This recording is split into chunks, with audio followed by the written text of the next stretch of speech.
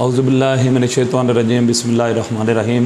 This is Syed Ahmad Mujtaba advocate high court. Viewers, आप देख रहे हैं मेरा channel the universe of law by the Syed Ahmad Mujtaba. अस्सलाम वालेकुम।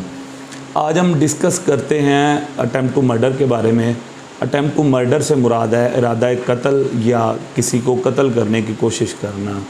इसके साथ पाकिस्तान पिनल कोड का जो सेक्शन है 324 डील करता है। आपने मुआशरे में अक्सर देखा होगा कि कोई भी शख्स जो है अगर किसी को कत्ल करने की नीयत से, उसको मार देने की नीयत से उसके ऊपर हमला करता है तो वो 324 के ज़िम्रे में आता है। 324 में बाकायदा तौर पे ये डेफिनेशन दी गई है कि अगर कोई शख्स किसी के ऊपर हमला करे या उसको ज़ख्मी करे और उसको इस बात का पता हो कि मेरे इस हमला करने या ज़ख्मी करने से अगले बंदे की मौत या कत्ले अम्द जो है वो कमिट हो जाता है और अगला बंदा मर जाएगा, लेकिन अल्लाह की तरफ से या खुशकिस्मती से वो शख्स नहीं मरता, तो वो जो है वो अटेम्प्ट टू मर्डर या कत्ल करने के इक़दाम में बाकायदा तौर पे फॉल करेगा। और उसकी जो सज़ा 324 में बताई गई है वो 10 साल सज़ा बताई गई है। अब इसमें हमें दो चीज़ें देखनी हैं। पहली बात जो ये है कि हम ये देखते हैं कि क्राइम किसे कहते हैं, जो ऑफेंस है वो कमिट कैसे होता है। उसके लिए दो मेजर चीज़ें हैं। पहली चीज़ है एक्टस रिया, दूसरी चीज़ है मेंस रिया। मेंस रिया से मुराद ये है कि आपकी नीयत, आपकी सोच, आपके माइंड में जो आपकी मुजरमाना नीयत है उसको हम मेंस रिया का नाम देते हैं। और एक्टस रिया से मुराद ये है कि उस मुजरमाना नीयत को आप अपने एक्शन के ज़रिए एक्ट करते हैं, आप अपने एक्शन के ज़रिए वो अमल सर अंजाम देते हैं, उसको एक्टस रिया कहते हैं। अब 324 में जो मेन चीज़ है उसमें जो सबसे मेन इसकी इंटेंशन है कि जिस बंदे के ऊपर आप हमला करते हैं और आपकी इंटेंशन है उसको कत्ल करने की, तो वो 324 में फॉल करेगा। 324 में जो डिटेल एक्सप्लेनेशन है उसको मैं इस मिसाल से समझाना चाहता हूँ। मिसाल के तौर पे अगर कोई शख्स दूसरे शख्स के ऊपर फायर करता है और वो फायर उसके पाँव पे लग जाता है और उसका निशाना ही उसका पाँव होता है या उसकी टांग होती है, तो इट्स मीन कि वो उसको कत्ल नहीं करना चाहता। लेकिन अगर कोई शख्स उसके ऊपर सीधे फायर करता है किसी दूसरे शख्स के ऊपर और वो फायर उसके बाजू पे, उसके कंधे पे, उसके पेट पे, उसके सर पे या किसी भी ऐसी जगह लग जाता है, लेकिन वो अल्लाह की कुदरत से और खुशकिस्मती से मरता नहीं, तो वो 324 के ज़िम्मे में आएगा। इसके अलावा जो है वो 324 ये एक्सप्लेन करता है कि उसके ऊपर जो 324 अटेम्प्ट टू मर्डर की सज़ा 10 साल है वो तो लगेगा, वो तो अट्रैक्ट करेगा। इसके अलावा जो दूसरी, उसको अगर कोई इंजरी कॉज हो गई है, उसको कोई ज़रब लग गई है और उसकी कोई हड्डी टूट गई है या उसको कोई ज़ख़म लग गया है, तो वो उस ज़ख़म के हिसाब से 337 A1 A2 3 में फॉल करता है या 337 F1 F2 F3 F4 F5 6 में फॉल करता है, या उस ज़रब की जो भी सज़ा होगी वो उस 324 के अलावा लगेगी। 324 जो है वो बेसिकली इंसान की नीयत और कत्ल करने की नीयत, ये इसका बेसिक फैक्टर है। और उसको अपना ये जो कत्ल करने की नीयत होती है इसको साबित करना जो है वो ज़रूरी है। ज़रूरी नहीं है कि 324 लगने पे 10 साल की ही सज़ा हो।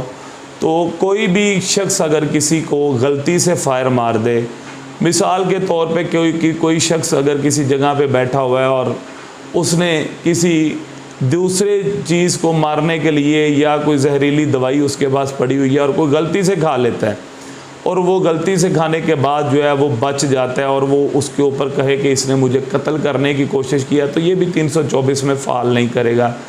अगर कोई शख्स अपने डिफेंस में किसी को फायर मार देता है और वो खुशकिस्मती से बच जाता है तो वो भी 324 में फॉल नहीं करेगा।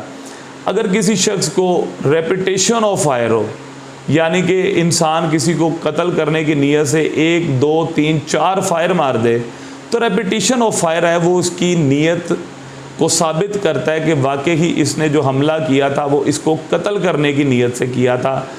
तो वो भी 324 में फॉल करेगा। 324 में हम इरादा कत्ल में मैक्सिमम ये देखते हैं कि जब भी किसी को कोई फायर लग जाए और फायर लगने के बाद खुशकिस्मती से वो बंदा बच जाए, और बच जाने के बाद वो ख़ुद बयान देता है। और 324 में जो मेन एविडेंस होती है वो उस मजरूब की या उस इंजर्ड पर्सन की होती है जिसके साथ ये वक़ूआ सरजर्द होता है।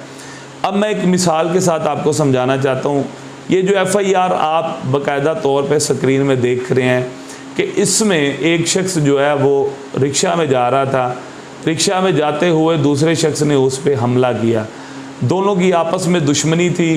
पहले जो इस FIR में मजरूब होने वाला शख्स है वो उस शख्स ने जो उसको अब दोबारा कत्ल करने वाला या कत्ल की कोशिश करने वाला शख्स है, अब इसने अपने चीज़ को काउंटर करने के लिए या अपना बदला लेने के लिए इसके ऊपर हमला किया। अब उस हमले में जो है उसको बाकायदा तौर पे उसके वाइटल पार्ट्स मीन्स सर, चेहरा और जिस्म, उसके जिस्म पे उसकी बॉडी के ऊपर 3 फायर लगे।